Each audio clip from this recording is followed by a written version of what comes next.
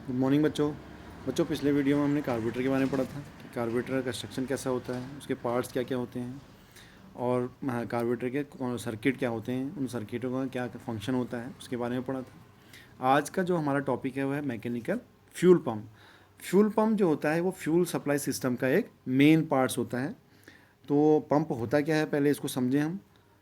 Fuel pump fuel tank से fuel को pressure के साथ इंजन को भेजता है। जैसे आपने देखा होगा कि इंजन और फ्यूल टैंक जो होता है वो अंडर चेसिस के नीचे लगा रहता है और इंजन जो होता है वो उससे थोड़ा हाइट में होता है। तो वहाँ तक फ्यूल की सप्लाई पहुँचाने के लिए बीच में जो पार्ट्स लगा रहता है उसको फ्यूल पंप बोलते हैं।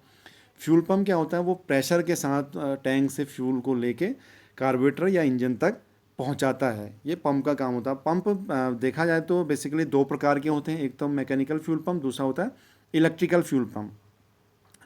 तो बच्चों आज का जो हमारा टॉपिक है वो मैकेनिकल फ्यूल पंप है। तो इलेक्ट्रिकल फ्यूल पंप हम बाद में पढ़ेंगे। इलेक्ट्रिकल फ्यूल पंप वैसे मैं आपको थोड़ा सा ब्रीफ कर दूं कि जो इलेक्ट्रिकल फ्यूल पंप होते हैं वो बैटरी के द्वारा पावर लेके चलते हैं, इसलिए उनको इलेक्ट्रिकल फ्यूल पंप बोला जाता है। आजकल की मैक्सिमम गाड़ियों में इलेक्ट्रिकल फ्यूल पंप का इस्तेमाल किया जा रहा है। मैकेनिकल फ्यूल पंप ज़्यादातर कार्बोरेटर टाइप फ्यूल सिस्टम में प्रयोग किए जाते हैं। यह एक पुराने प्रकार का फ्यूल पंप है जो अभी भी काफ़ी गाड़ियों में देखने को मिलता है। Mechanical fuel pump engine block के साइड में गैस्केट द्वारा फिट रहता है और नट बोल्ट द्वारा उसको कसा जाता है। सिलेंडर ब्लॉक में या सिलेंडर हेड में जहाँ पर भी केम शाफ्ट लगी है, अगर ओवरहेड केम है तो ये सिलेंडर हेड में लगा रहेगा। अगर सिलेंडर केम शाफ्ट जो है वो ब्लॉक में लगी है तो ब्लॉक में इसको माउंट किया जाता है गैस्केट की सहायता से। इसको केएम के नज़दीक इसलिए फिट किया जाता है क्योंकि ये केएम के द्वारा ही ड्राइव लेके चलता है, क्योंकि इसमें एक रॉकर आर्म होती है और एक एसेंट्रिक केएम के द्वारा ये ऑपरेट किया जाता है, इसलिए इसको केएम के नज़दीक लगाया जाता है। जो कि लीकेज जो गैस्किट होती है, गैस्किट इसलिए लगाई जाती है जो उसमें लीकेज हो इंजन ऑयल की, क्योंकि वो इंजन में लगा हुआ है डायरेक्ट, तो वहाँ से लीकेज विकेज ना हो उसके लिए गैस्किट की व्यवस्था रहती है। मैकेनिकल फ्यूल पम्प इंजन को केएम शाफ्ट से ड्राइव लेकर चलता है। अब इसका कंपोनेंट्स देखें तो बच्चों सबसे पहले कंपोनेंट समझ लेते हैं। इसमें रॉकर आर्म लगी रहती है, रिटर्न स्प्रिंग होती है, रिटर्न स्प्रिंग के बाद डायफ्राम होती है, इसमें जो मेन पार्ट होता है पंप का डायफ्राम, उसके बाद डायफ्राम स्प्रिंग होती है और चेक वाल्व होता है।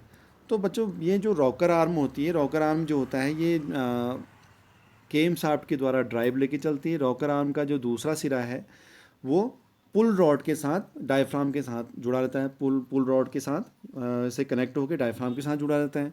जब केम शाफ्ट केम की लोब जो है वो रॉकर आर्म के सामने आती है तो वो क्या करता है, इस लोब को धक्का मारती है या उसको जर्किंग करती है, तो उससे क्या होता है, फ्यूल इजेक्ट होता है और फ्यूल बाहर निकल जाता है।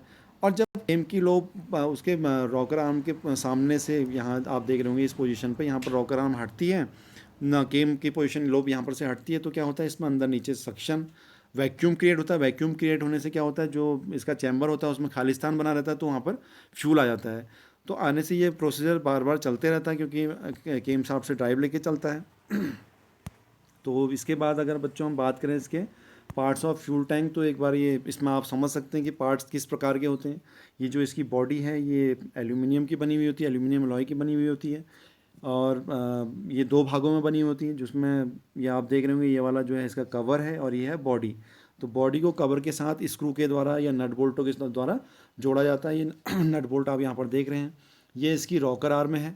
रॉकर आर्म जो होती है ये पुल रॉड जो आप यहाँ पर देख रहे हैं ये पुल रॉड है, इस पुल रॉड के द्वारा इसको जोड़ा जाता है।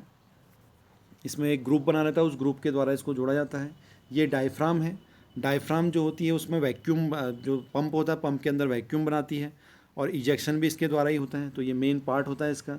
और इसमें जो वाल्व लगे रहते हैं बच्चों, जो चेक वाल्व भी बोलते हैं इनको या वन वे वाल्व भी बोल सकते हैं। ये वाल्व की जो पोजीशन है ये आप देख रहे होंगे, यहाँ पर ये एक इनलेट है एक आउटलेट है, तो यहाँ पर इन वाल्वों को लगाया जाता है। तो वन वे वाल्व इसलिए लगाए जाते हैं क्योंकि ये एक तरफ ही, क्योंकि अगर फ्यूल एक बार अंदर आ गया तो उसको वापस ना जाने दें, तो उसके लिए वन वे वाल्व लगाए जाते हैं। और ये यहाँ पर आप देख रहे होंगे ये सील लगी हुई है और यहाँ पर एक सर्कलिप है जिसके द्वारा इनको बैठाया जाता है सीट पे। तो ये पार्ट्स जो आप देख रहे हैं बच्चों, इसी प्रकार का ये मैकेनिकल फ्यूल पंप होता है, जो मैंने समझाने के लिए आपको यहाँ पर एक स्लाइड के द्वारा समझाया है। अब हम इसके कंस्ट्रक्शन की बात करें तो ये पूरा इसका कंस्ट्रक्शन होता है। ये आप देख रहे होंगे ये बीच में डायफ्राम लगी हुई है, डायफ्राम के नीचे पुल रॉड लगी हुई है और ये बीच में स्प्रिंग लगी हुई है, रिटर्न स्प्रिंग। क्योंकि केम शाफ्ट के द्वारा रॉकर आर्म जब झटका मारती है, ये ऊपर जाता है, तो इसको वापस भी आना होता है, तो ये रिटर्न स्प्रिंग का काम करती है।